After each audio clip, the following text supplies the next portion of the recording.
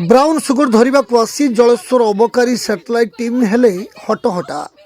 अभियुक्त माने अबकारी टीम रो गाड़ी चाबी छड़ाई नेबा सहित दीर्घ समय धरी से अटक रखिथिबा बेले बालेश्वर अबकारी टीम और जलेश्वर एसडीपीओ घटनास्थल में पहुंची अभियुक्त मानक ठारू गाड़ी रो चाबी आनिबारे सक्षम हेबा सहित संपृक्त 2 जण महिला और जड़े पुरुष को अटक रखी तदंत आरंभ करछंती।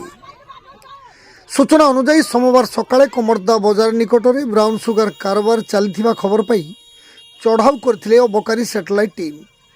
एही समय ब्राउन सुगर सहित जड़े महिला को गिरफ्त कर नहीं जाउथबा बेले संपृक्त परिवार लोके अबकारी टीम रो गाड़ी चाबी छड़ाई निथिले।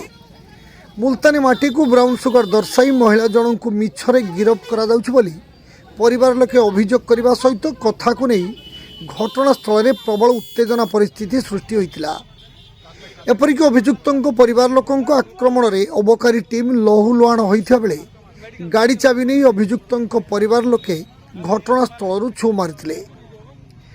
फल दीर्घ 4 घंटा काल अबकारी विभाग गाड़ी सेमिति रास्ता मझिरे पड़ रही। खबर पाई बालेश्वर अबकारी टीम और जलेश्वर एसडीपीओ घटनास्थल में पहुंचवा पर परिस्थिति शांत पड़ा।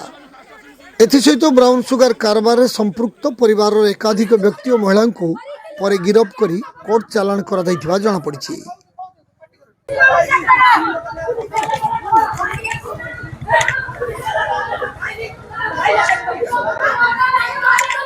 पाइले बिजी पाइले ए पाइले के छ मधुर हां मधुर दुई जण दुई और के जण छ पथकु जण छ दियो पथकु जण बसा पछर बसा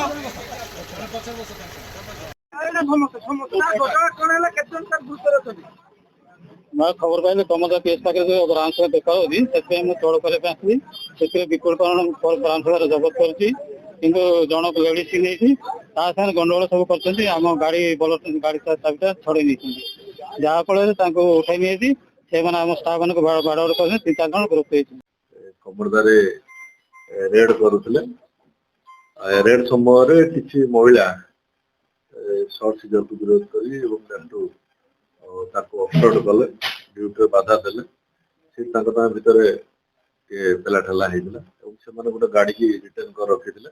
खबर पाई हमें खबर पाई आसी गाड़ीटा को रिकवर कर देछि सब बर्तमान नॉर्मल सिचुएशन अछि। वर्तमान रिपोर्ट आमे आनुछु किछि लोक माने फिक्स करछु जो जबर अटके थिले वेरीफाई करूछु कला पर नियाती जोटा जा रिपोर्ट मोर कार्यानुष्ठान करा। बालेश्वर जिला भोगराईरू स्वरीत सपन पंडांक रिपोर्ट जीटीवी ओडिया। मेडिकल कमर मेडिकल अरे ये रुमाल इंस्पेक्टर जो